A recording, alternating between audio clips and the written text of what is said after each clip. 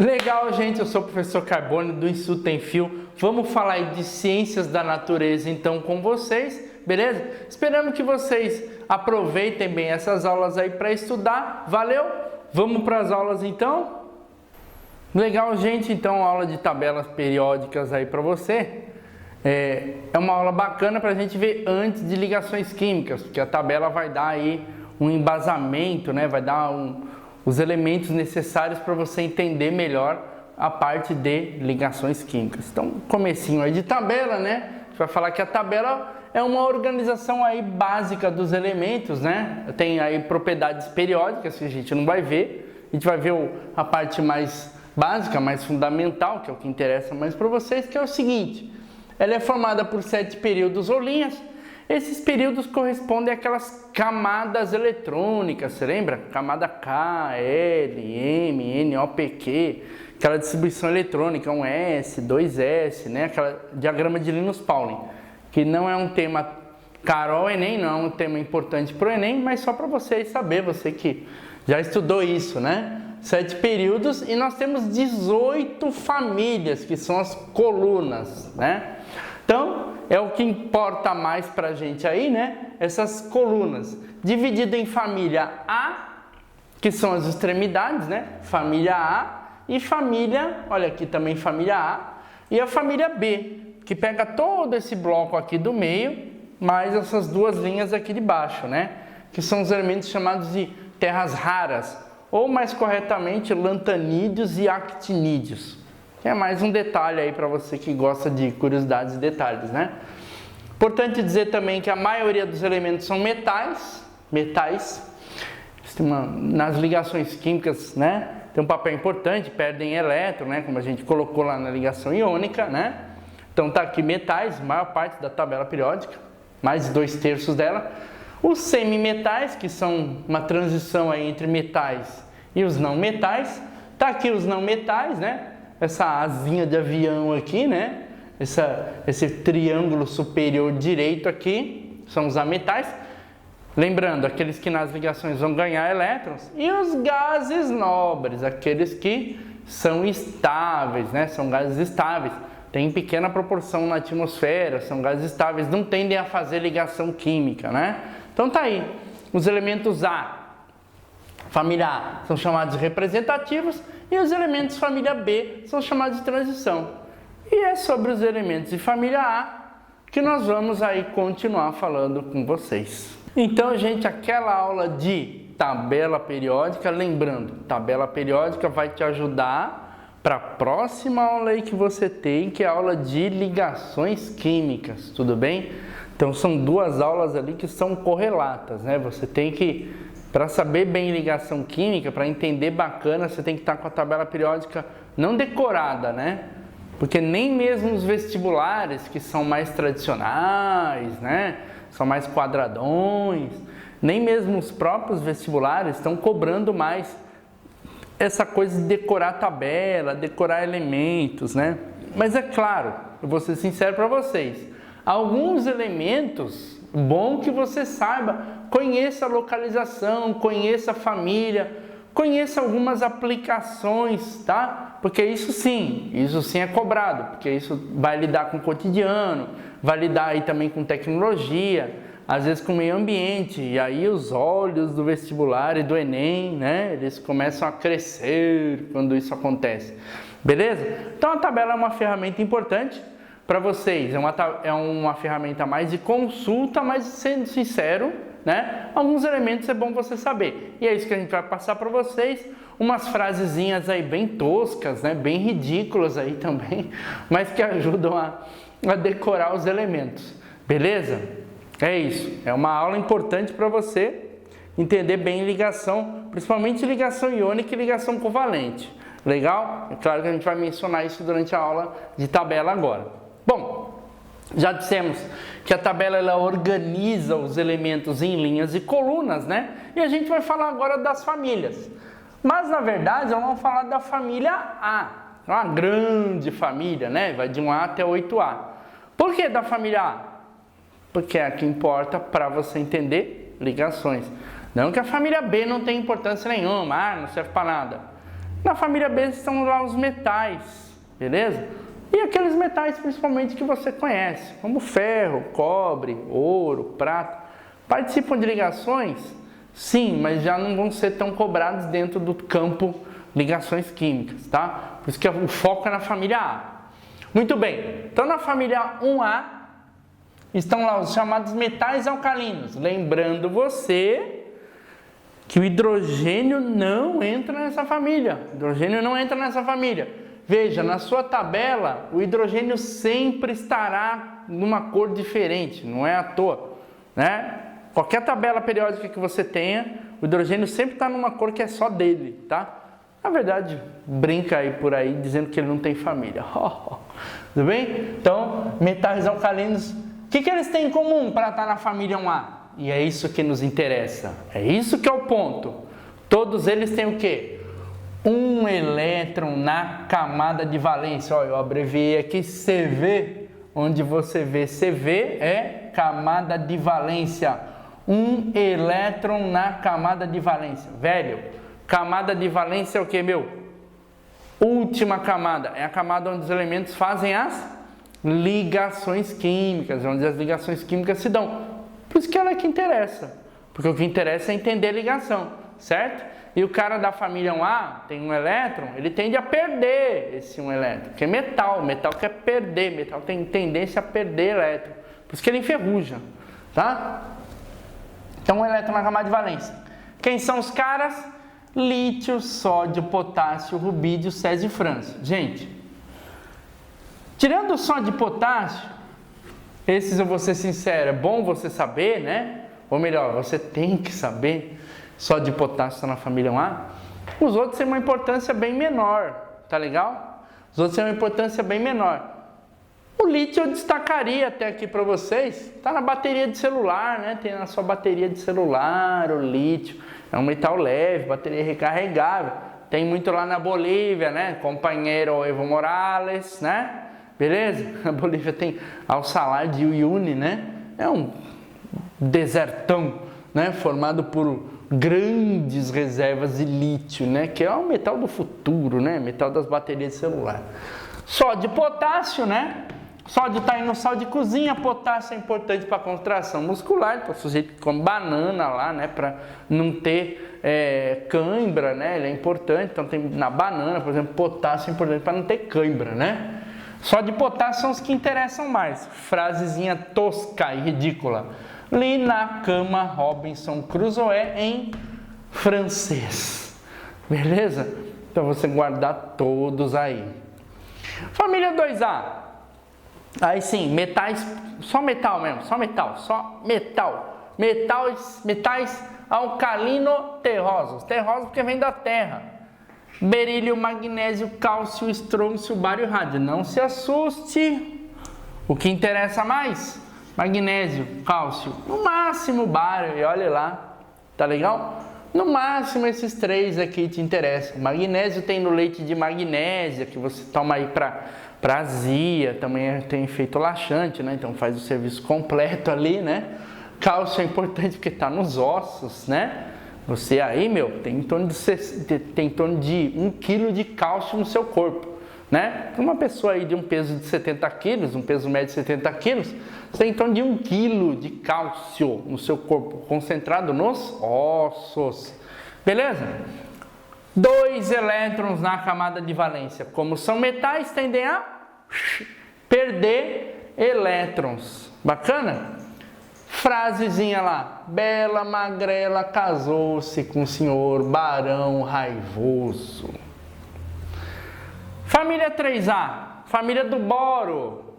3 elétrons na camada de valência. Quando é metal, no caso do alumínio, que é o que interessa, tende a perder esses 3 elétrons. Para quem? Para um ametal, formando uma ligação iônica. Olha lá a importância da tabela nas ligações, né? Só interessa o alumínio, né? Aplicações aí, né? Desde fabricação de panelas até aviões, automóveis, né? Beleza? Então, alumínio tá aí. Frasezinha: baleias alagadas gastam inúmeras toalhas, né? Essa é a frase mais surreal aí, né? Uma coisa meio Salvador Dalí, né, meu? Tranquilo? Família 3A. 4A, família do carbono, que é o cara que abre a família 4A. 4 elétrons na camada de valência. O carbono é importante se lembrar. 4 elétrons, ele vai fazer 4 ligações. Um dia falaremos disso lá na química orgânica, hein? Esperem. Então interessa para você o quê? Carbono. Os outros, muito prazer. Silício, germânio, estanho, chumbo. Chumbo mais por curiosidade, né? Um metal pesado, tóxico, né? Também está na família 4A. Se é metal, ó, perde elétrons. Comi, isso também surreal, siri gelado no sanitário público. Também o cara que montou essa frase também estava de boa, né? Tranquilo? Totalmente surreal essa frase. Maravilha? Essa foi a família 4A.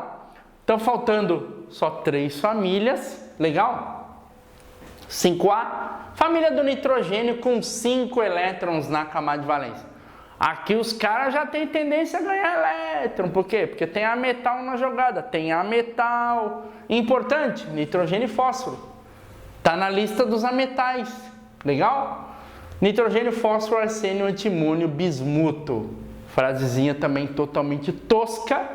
90 prostitutas assassinaram o sabiá do Bial. Uma frase ridícula, né? Mas ajuda você a entender isso.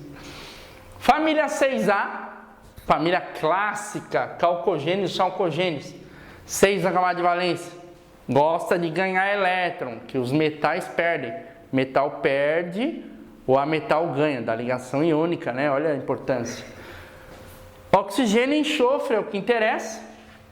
Selênio, telúrio e polônio, muito prazer, não vão interessar para vocês. Frasezinha, olha que bonitinho. Os 7 porquinhos. Ó, que bonitinho, né? Mas só interessa oxigênio e enxofre para você. Aí esse sim você tem que saber. Família 7A, por fim. Família dos halogênios. 7 na camada de valência. Esses adoram o elétron, né? Porque 7 falta um só para completar a camada de valência, lá ficar com 8 nas ligações, lembra? Então, tá com 7, gosta de elétron, que o metal tá doidão para perder. Legal? Flúor, cloro, bromo, iodo e astato. Só vai interessar para você, amigo. Amigo, amiga. Flúor, cloro, bromo, iodo, astato. Muito prazer. Frasezinha tosca e ridícula. Foi Clóvis Bornai que invadiu Atenas. Beleza? São as que interessam aí para vocês. A 8A não faz ligação, então nós não vamos ver. Beleza, gente? Estamos aí continuando com vocês, professor Carbone, né? Falando hoje de propriedades da matéria. Propriedades associadas às ligações químicas, né? Então nós vamos falar de algumas propriedades importantes aí, aquelas que o seu exame do Neném vai cobrar, né? Associado às ligações químicas, que é um tema também importante aí do conteúdo da química, beleza?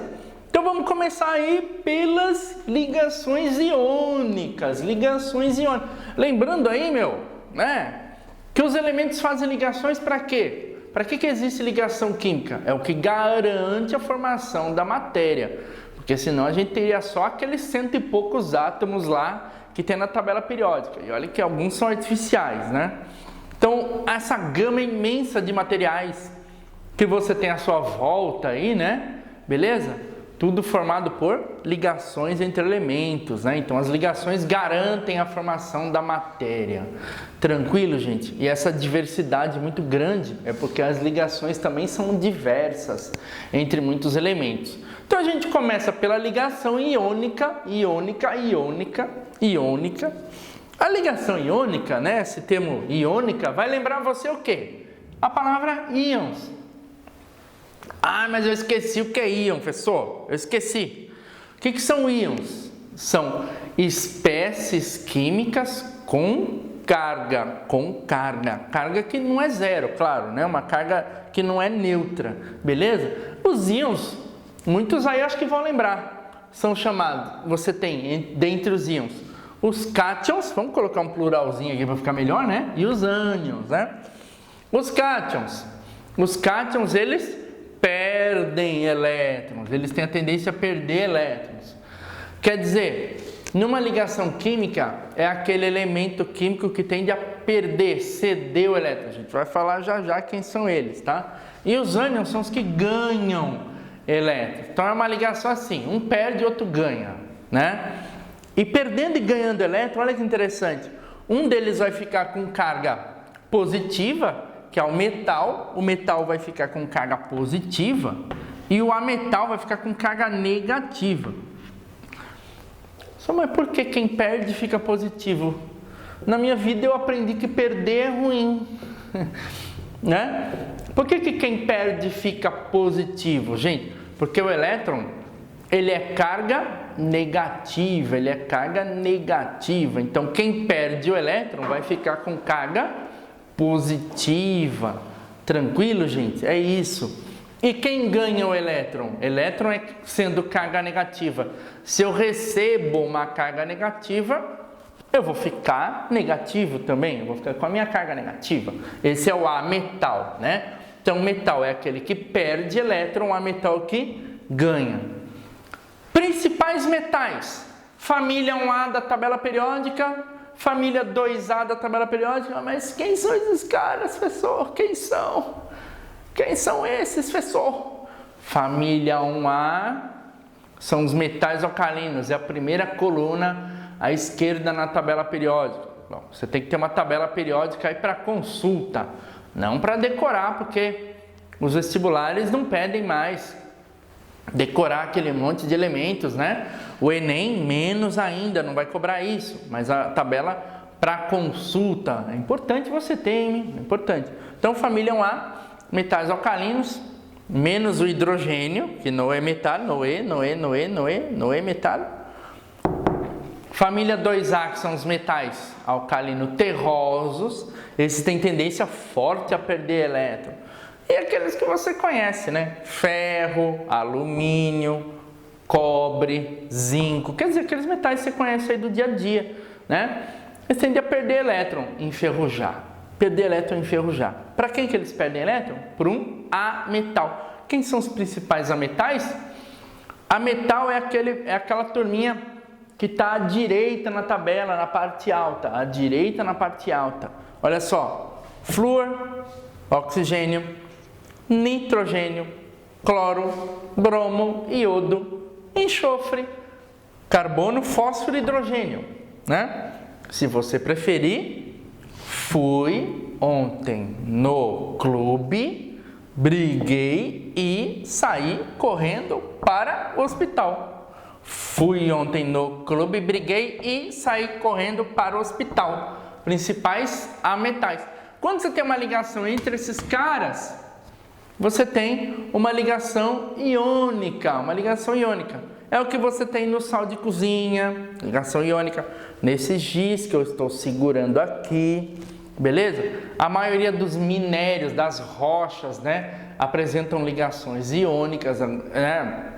Uma gama imensa de ligações iônicas, tá? Vidro você tem ligações iônicas. Só para falar de alguns materiais aí iônicos, tudo bem? Compostos que são formados por ligações iônicas entre metal e ametal.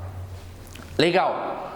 Propriedades. Importante a gente pensar nas propriedades. Quer dizer, o que isso afeta a forma que a substância vai aparecer? Algumas propriedades físicas, beleza? Altos PF e PE. O que é PF? Prato feito? Não, PF é ponto de fusão e ponto de ebulição. O que é mesmo fusão? Fusão, a gente vai até relembrar, mas olha só, ponto de fusão é passagem do estado sólido para o líquido. Ponto de ebulição, passagem do estado líquido para o gasoso. É ferver, né, gente? Ferver. Quando você está fervendo água, você está fazendo a água entrar em ebulição. Então, propriedades, alto ponto de fusão e ponto de ebulição. Se você tentar queimar esse giz, se eu ficar segurando o isqueiro aqui por 10 minutos, aceso, tentar queimar esse giz, ele não vai queimar, né? Ele não vai derreter, né? Então, o giz tem um alto ponto de fusão, o sal Se você tentou colocar já sal na panela para derreter o sal, igual você faz com açúcar, nem tenta, tá? Nem perde tempo, fica aí estudando, meu, tá? Você não vai conseguir derreter o sal, porque o ponto de fusão dele é alto, em torno de 800 graus. Isso é típico de substância iônica, tá? Essa é uma propriedade dos compostos iônicos. Então, são sólidos à temperatura ambiente, todos são sólidos, tá, gente? Todos são sólidos à temperatura ambiente, compostos iônicos. Quando puros não conduzem eletricidade, quer dizer, quando eles estão sólidos, né, estado puro, na temperatura ambiente, né, temperatura ambiente normalmente é quanto? 25 graus, dependendo do vestibular, pode ser 30, depende do que for adotado, mas na temperatura ambiente, seja 25, 30, depende do local onde essa substância está colocada, ele sempre vai ser sólido, né? Tá? Então esse giz é sólido, o chão dessa sala é sólido, a parede, o vidro não é bem um sólido, né? Um líquido super viscoso, né? Mas tem um aspecto de sólido, né? Ele quebra. Então os compostos covalentes têm essa característica, eles quebram, eles não entortam nem amassam, você quebra de uma vez, né? E quando dissolvidos em água são condutores de eletricidade. Basta lembrar, se você pegar um recipiente com água, puser sal, fiozinho desencapado de um lado e o seu dedinho do outro, você vai tomar choque. Tudo bem? Quando tem água. Se você fizer isso sem água, você não vai tomar choque. Então, em solução aquosa, conduzem eletricidade e puros não conduzem eletricidade. Legal? Isso são algumas propriedades importantes dos compostos iônicos aí que podem aparecer na sua prova. Valeu, gente? É isso aí. Estamos aí de novo com vocês, né? Para falar ainda de propriedades das substâncias. Falamos das iônicas, né? Compostos sólidos, como o sal de cozinha, as rochas, os minerais, né? Agora vamos falar dos compostos covalentes, que são compostos mais diversos, né? Para você ter uma ideia, no seu dia a dia, nos materiais que você lida, né? A maioria deles são compostos covalentes. Então, os compostos covalentes têm uma versatilidade maior de propriedades, né? De estados físicos, né? Para você ter uma ideia, os plásticos são covalentes, né? Todo tipo de plástico, né? Então, só a gente já está falando de muita coisa. A madeira é covalente, né? As suas roupas, os tecidos naturais e sintéticos são covalentes. A água é covalente. No ar você tem dois gases que são os mais abundantes, o nitrogênio e o oxigênio, eles são covalentes também. Então, só para você ter uma ideia, né? A maioria dos materiais que o cercam aí, né? Ou que a cercam, né? São compostos covalentes, beleza? Então, o composto covalente, ele é, vamos dizer assim, é praticamente o oposto do iônico, tá? Por quê? Enquanto no iônico você tem uma ligação entre metal e ametal, formando o íon, né?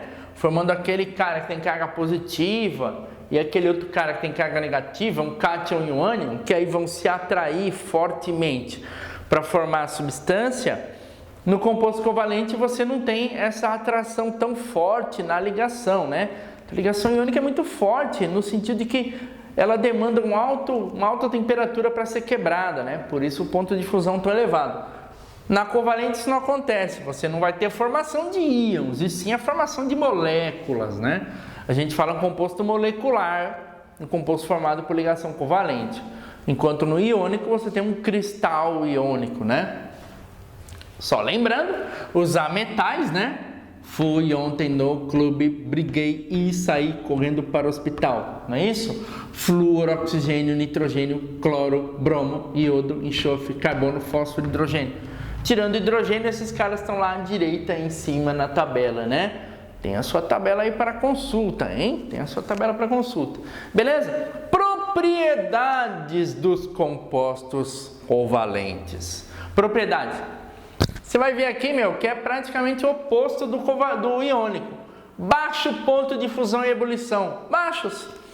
Água, tecidos, madeira. Bom, plásticos são conhecidos por derreterem, né? Por deformarem ao sol, né? Se você deixar um CD seu MP3 no painel do carro bater sol, ele vai deformar a ponto de você não poder mais usar no aparelho. Então o plástico tem ele é muito mais sensível, né, o composto covalente em geral, à temperatura.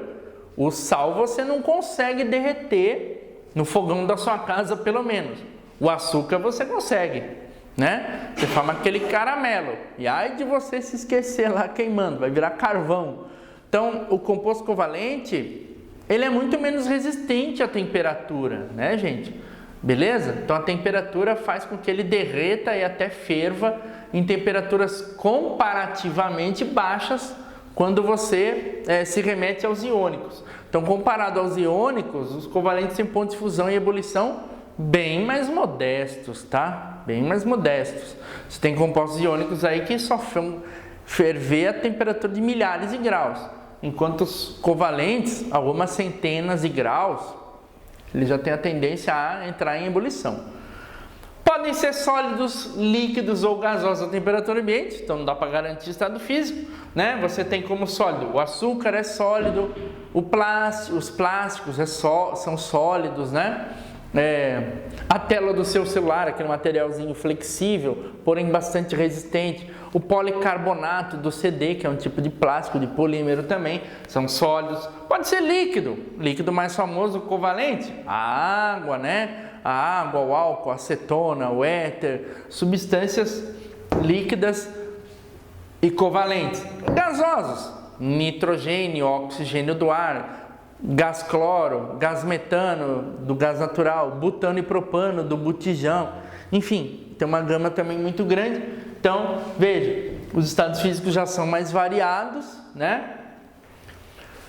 Quando puros não conduzem eletricidade, basta dizer que, por exemplo, o fio da sua casa e dos aparelhos dos seus eletrodomésticos, eles são revestidos de borracha, composto covalente também, né? O plástico também não é um condutor de eletricidade. A água, quando pura, ela não conduz eletricidade. A água pura, né? Não conduz eletricidade. Gases também não conduzem, só vão conduzir sob uma tensão elétrica muito grande, né? Então, se você botar um fio desencapado aqui, o seu dedinho aqui, o gás não vai conduzir eletricidade, né? Porque essa tensão não é suficiente para isso. Então, quando puros, não conduz eletricidade. Em geral, quando não são condutores também em solução aquosa, com uma exceção, os ácidos, né? Então, lembra aquela experiência que eu falei para vocês? Colocar o sal na água, fio desencapado, dedinho do outro, vai tomar choque, né? Bzz. Com ácido também, com vinagre, com suco de limão, com suco de laranja, com suco de tangerina, abacaxi. Por quê? Porque são ácidos, aí sim, tornam condutor de eletricidade. Por quê? Nós falamos na aula de ácidos. Os ácidos formam íons, formam H+, e íon é a carga elétrica. O que é carga elétrica em movimento?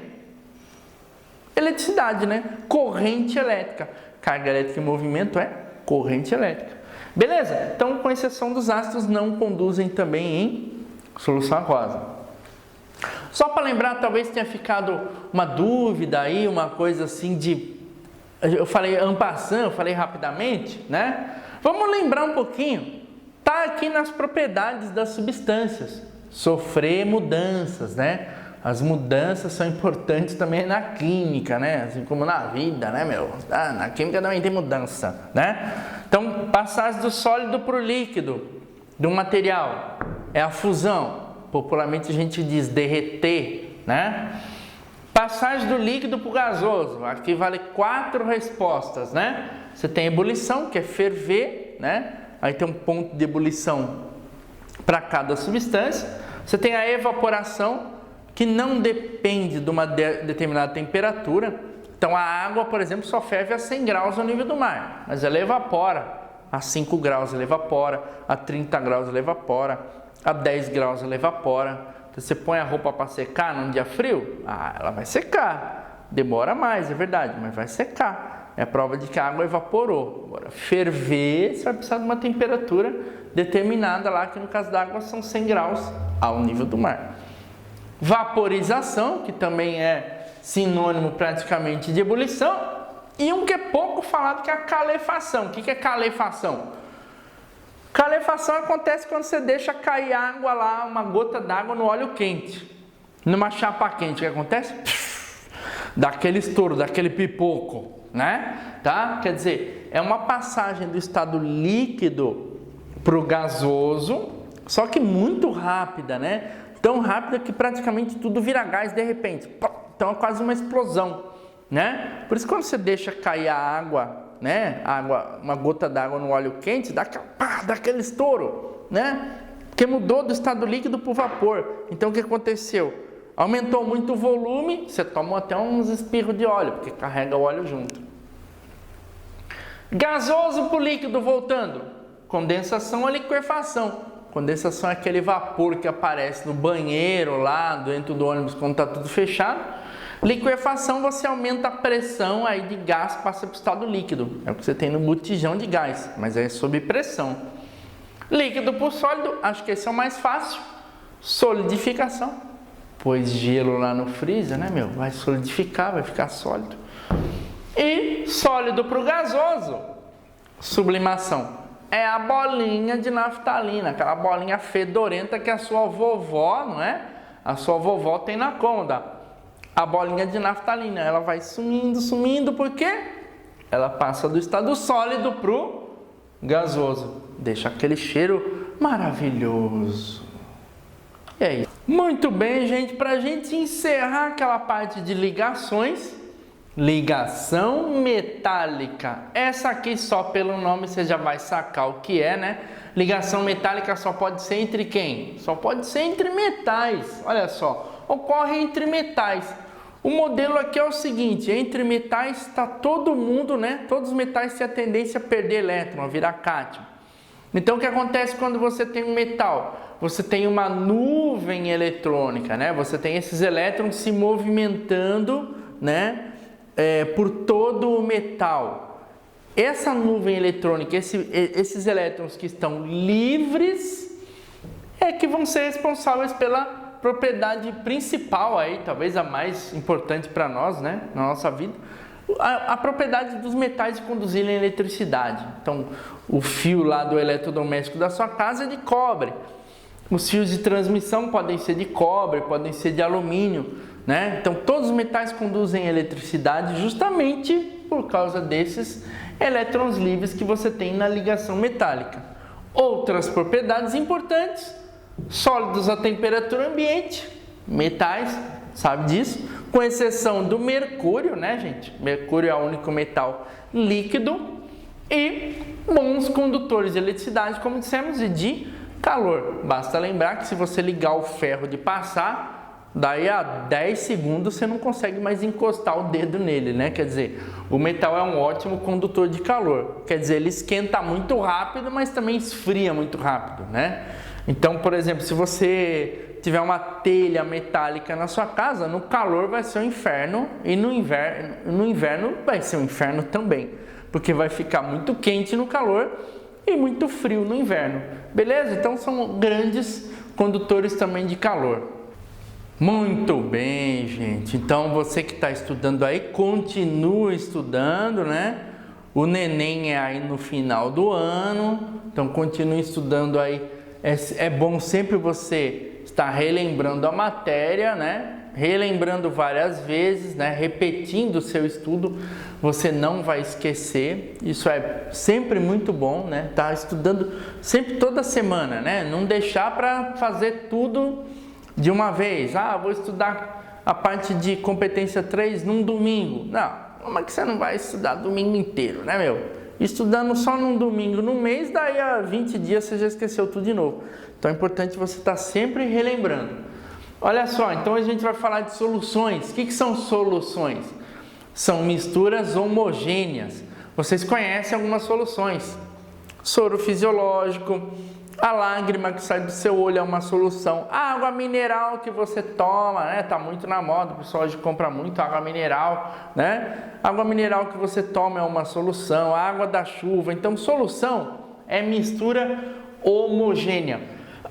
Basta lembrar que homo quer dizer igual, né? Então, uma solução É uma mistura onde visualmente para mim vai aparecer como uma única fase. Eu vou ver como uma coisa só. O ar é uma solução, o ouro 18 quilates é uma solução. Embora você tenha ouro, cobre e prata, você vê tudo amarelo como uma coisa só. Então, nas soluções líquidas, que é onde o Enem vai trabalhar mais, é onde também os vestibulares tradicionais trabalham mais, você vai ter um soluto, que é a parte dissolvida, o sal, o café, né, o açúcar, o pozinho lá de suco que você usa misturando com água, né? Isso é soluto. E o solvente, que é o que dissolve o soluto. Normalmente o solvente quem é? Ela, a água, né, gente? Normalmente o solvente é a água, tranquilo? Que é o que vai dissolver o soluto. Outro termo importante é a concentração. O que é concentração? Sabe aquela hora que você fala assim, vou tomar um café forte, um café fraco. Nossa, esse suco tá aguado. O que é um suco aguado, gente? É um suco com baixa concentração. Você, sei lá, pegou um envelopinho lá com aquele pozinho para fazer 1,5 litros. Você fez 3 litros. Vai dar uma água aromatizada, né? Beleza? Baixa concentração. Você faz um café muito forte, coloca bastante pó e faz pouco café. Dá aquela tinta, né? Aquele café bem forte, que você põe açúcar e parece que não adoça nunca, né? Alta concentração. Então, o que é concentração? Né? É uma relação entre quantidade de soluto, em geral é um pozinho lá, o café, o sal, o açúcar, o pozinho do suco, da gelatina. Concentração, quantidade de soluto por quantidade de solução, né? Quer dizer, o que eu vou preparar de solução vai influir na minha concentração. Na química, tem algumas unidades que a gente usa para definir quantidade. A mais comum delas é a massa, né? Por isso, gente, olha só, nós vamos falar em concentração comum. Por quê? Porque é o mais comum do nosso dia a dia. Você lê rótulo do refrigerante, você lê aí o rótulo da sua água mineral. Quem já leu isso vai ver que as quantidades estão colocadas lá em concentração comum. Mas como que é essa concentração comum? É uma relação entre a massa do soluto. Aqui, gente, o M comum a gente vai usar para massa, tá? Em relação a volume da solução. Já que é o comum, o mais comum é a gente usar massa e volume, porque líquido você trabalha com volume, né? Afinal, você não compra refrigerante por quilo, né? Beleza, gente? Você fala assim, me vê 2 kg de coca. O que é isso? Isso é tráfico, né, meu? 2 kg de coca. O que é isso? Então, a gente trabalha líquidos com volume. Meio litro d'água, 2 litros de refrigerante, etc. Então, concentração comum. Relação, divisão, né? Relação, divisão ou proporção entre massa do soluto e volume da solução. Quais são as unidades? Isso é importante, gente. Unidade, você vai ter aí competências relacionadas com a física. É importante escrever a unidade, quilômetro por hora, metro por segundo, joule, metro, quilômetro, né? Aqui na concentração comum, a mais famosa para massa é grama, para volume, litro. Então, normalmente você usa em gramas por litro, né? Quantos gramas de soluto eu dissolvi em 1 litro daquela solução. E aí tem as derivadas, né? Você sabe que o examinador ele é mau, né? O examinador ele pode mudar a unidade para você ter que transformar. Então, pode aparecer em quilo por litro. Mas aí você é esperto, você é esperta, vai lembrar que cada quilo são 1000 gramas. Pode aparecer em grama por ml, por mililitro. Mas aí você vai lembrar que cada litro são 1000 mililitros. Aí dá para converter uma na outra. Você pode ter miligrama por litro. Você já leu o rótulo de água mineral? Aparece lá em miligramas, né? As quantidades de sais minerais. Então, miligrama por litro. Aqui aparece miligrama porque tem pouco, né, gente? Tem pouco sal mineral na água, né? Ainda bem, porque senão ela seria salgada, né, velho? Tudo bem? Agora, grama por litro você usa no refrigerante. Você toma lá 1 litro de refrigerante. Normalmente, Você vai se assustar agora que eu vou falar. A concentração de açúcar é em torno de 100 gramas por litro. Olha lá, 100 gramas por litro, velho. Tá? Então você usa para quantidades maiores. Na água do mar você tem em torno de 30 gramas de sal para cada litro. Então, grama por litro é a unidade mais comum usada onde? Na concentração comum, cujo símbolo é a letra C de sapato. Tranquilo, gente? Então a gente começa aí com concentração comum, mas veremos outras. Valeu, gente, então, por ter acompanhado aí essas aulas de ciências da natureza comigo. Continuem estudando, tudo bem? Super importante você não ficar só assistindo as aulas aí sentadinho, comendo seu doce de leite com ameixas, beleza? É importante você estudar também. Qualquer dúvida você tem aí também o site do Enfio. Valeu, agradeço aí, um grande abraço pela paciência, pela presença, né? Por você ter aguentado aí, assistir essas aulas aí, né? Por você que está estudando aí esse momento tão complicado, né? Valeu, um abraço para vocês.